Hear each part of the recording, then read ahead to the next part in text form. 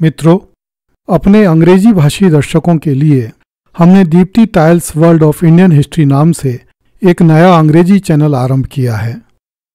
अपने हिंदी भाषी दर्शकों से अनुरोध है कि आप भी उस चैनल की कड़ियों को देखें, क्योंकि अनुवाद करते समय कुछ नए तथ्य भी समाविष्ट किए गए हैं जो हिंदी की कड़ियों में शामिल नहीं हो पाए थे। धन्यवाद। बादशाह बहादुर शाह जफर और उसका परिवार पूरी तरह से हॉडसन के जाल में फंस चुका था। बादशाह यह समझ रहा था कि वह अंग्रेजों को चकमा देकर लाल किले से निकलने में सफल रहा है, किंतु वास्तविकता यह थी कि वह हॉडसन का बंदी हो गया था। एक मासूम परिंदा बहेलिये के जाल में बंद था और मासूमियत की इंतहा यह थी कि परिंदा यह समझ रहा था कि बहेलिया कभी भी उस तक नहीं पहुंच सकता।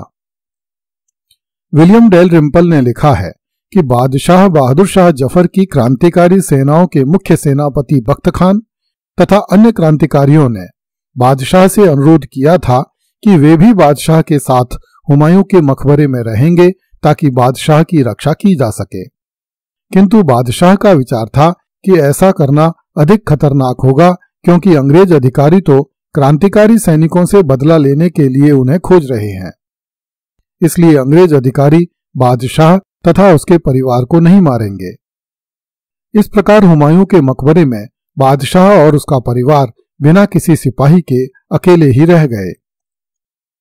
वीर सावरकर ने लिखा है कि सेनापति बख्त खान ने बादशाह को सुझाव दिया था कि वह क्रांतिकारियों के साथ दिल्ली से बाहर निकल जाए, क्योंकि आत्मसमर्पण करने से बेहतर होगा कि हम लड़ते हुए मरें, किंतु बादशाह ने बख्त खां का यह निमंत्रण अस्वीकार कर दिया और हुमायूं के मकबरे में जाकर छिप गया तथा मिर्जा इलाही बख्श का परामर्श मानकर अंग्रेजों के समक्ष आत्मसमर्पण करने पर विचार करने लगा। जब दिल्ली की बची खुची जनता को यह ज्ञात हुआ कि बादशाह और बेगमें भी लाल किला छोड़कर भाग गए, तो दिल्ली से जनसाधारण के पलायन की गति और तेज हो गई। विलियम डेलरिम्पल ने लिखा है कि दिल्ली की जनता में यह सूचना फैल गई कि दिल्ली से बाहर निकलने वालों को गुर्जर और मेवाती मार रहे हैं, तो दिल्ली के लोग अजमेरी दरवाजे से निकलने की बजाय कश्मीरी दरवाजे की तरफ बढ़े, क्योंकि बहुत से लोगों को लगता था कि उन्हें अंग्रेजों की बजाय गुर्जरों और मेवातियों से अधिक खतरा है। जब कश्मीरी दरवाजे पर नियुक्त अंग्रेज सिपाहियों ने देखा कि दिल्ली की जनता उनकी तरफ भागी आ रही है, तो अंग्रेजों ने उन पर गोलियों की ताबड़तोड़ बौछार कर दी। इससे बहुत से निरपराध लोग मारे गए। अंग्रेज सिपाहियों द्वारा इन लोगों की तलाशी ली गई तथा उनके समस्त जेवर एवं रुपए छीन लिए गए। बहुत से दिल्ली वासियों ने दिल्ली से बाहर निकलकर प्राय वही रास्ते पकड़े जिन पर 4 महीने पहले अंग्रेज भागे थे, अर्थात करनाल एवं मेरठ की ओर जाने वाले रास्ते। हैरियट टाइटलर नामक एक अंग्रेज औरत, जो 11 मई 1857 को स्वयं दिल्ली से जीवित बचकर करनाल भाग गई थी और अब दिल्ली लौट आई थी, उसने लिखा है, कितना दर्दनाक दृश्य था जब औरतें और बच्चों की भीड़ कश्मीरी और मोरी दरवाजे से बाहर आ रही थी। इनमें वे औरतें भी थीं जो कभी अपने घरों से बाहर नहीं निकली थीं, जो अपने सहन में भी बस कुछ कदम ही चलती थीं, और वे भी अपने नौकरों या घरवालों के साथ। अब उन्हें न केवल यूरोपियन सिपाहियों अपितु अपने लोगों के भी घूरने का सामना करना पड़ रहा था।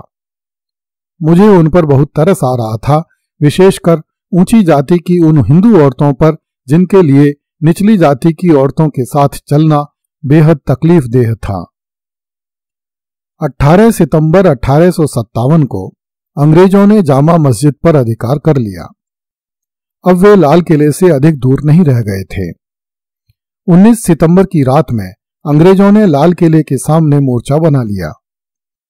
इसके लिए दिल्ली बैंक के ध्वस्त भवन के मलबे का उपयोग किया गया। तोपें जमा दी गईं और उनके पीछे गोला बारूद रख दिया गया।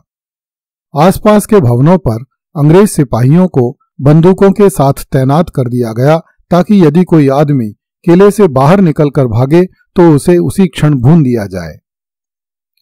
जनरल कैंपबेल ने स्वयं अपनी निगरानी में यह तैयारी करवाई।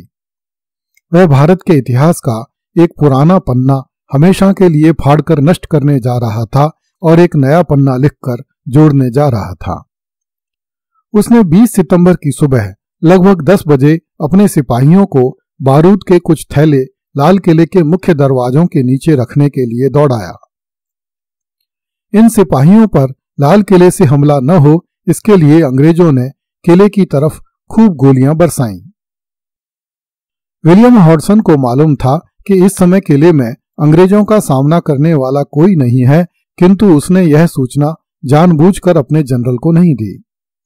हॉडसन चाहता था कि जनरल कैंपबेल को लगे कि उसने लाल किले को बड़ी मुश्किल से जीता है तथा बादशाह बहादुर शाह जफर मौके का लाभ उठाकर कहीं फरार हो गया है, और बाद में हॉडसन बहादुर शाह को बंदी बनाकर जीत का सारा श्रेय स्वयं ले ले। हॉडसन ने बड़े आश्चर्य के साथ देखा कि भले ही बहादुर शाह जफर का कोई सिपाही या बख्त खां की सेना का कोई सिपाही इस समय लाल किले की रक्षा करने के लिए नहीं आया, किंतु दिल्ली के कुछ सिर फिरे लोग अब भी बंदूकें लेकर लाल किले की रक्षा के लिए तैनात खड़े थे, जो स्वयं को मुजाहिद कहते थे और इसलिए मृत्यु का वरण करने आए थे कि उन्हें कभी भी वह दिन न देखना पड़े जब अंग्रेज बादशाह को बंदी बनाए या उसे मार डालें। बहादुर शाह जफर के पतन से पहले वे स्वयं मर जाना चाहते थे। लेफ्टिनेंट फ्रेड मैसी इस आक्रमण में शामिल था।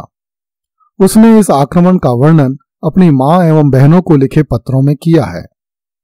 वह लिखता है कि जैसे ही लाल किले के दरवाजे के पास रखे बारूद के थैलों में विस्फोट हुआ, वैसे ही उस विशालाकाय दरवाजे का एक हिस्सा तेज आवाज के साथ धरती पर गिर पड़ा और हम लोग नारे लगाते हुए किले में घुस गए। हमने लाल किले में दिखाई देने वाले इक्का दुक्का आदमियों को तीतरों की तरह गोलियों से उड़ा दिया। लाल किले के भीतर कुछ लोग ऐसे भी थे जो सैनिक नहीं थे, जिहादी नहीं थे, बादशाह के परिवार के नहीं थे, अपितु तांगा एवं बैलगाड़ी चलाकर रोजी रोटी कमाने वाले गरीब लोग थे। वे लाल किले के महलों में बर्तन मांजते थे, कपड़े धोते थे या फिर झाड़ू बुहारी करते थे। अंग्रेज सिपाहियों ने अप्रतिम शौर्य का प्रदर्शन करते हुए इन निर्धन और निर्दोष लोगों को मार डाला। मानो इस शौर्य प्रदर्शन से प्रसन्न होकर लंदन में बैठी महारानी विक्टोरिया उन्हें विक्ट्री क्रॉस से सम्मानित करेगी और उन्हें अंग्रेजी पलटन का मेजर जनरल बना देगी। सदियों से इस धरती पर यही परंपरा रही है। कमजोर को देखकर ताकतवर का गुस्सा और ज्यादा खतरनाक हो जाता है। लाल किले में घुसे अंग्रेज भी इस समय जबरदस्त गुस्से में थे। अगली कड़ी में देखिए, अंग्रेजी सैनिकों ने लाल किले में घुसकर शाही बेगमों के कपड़े लूट लिए।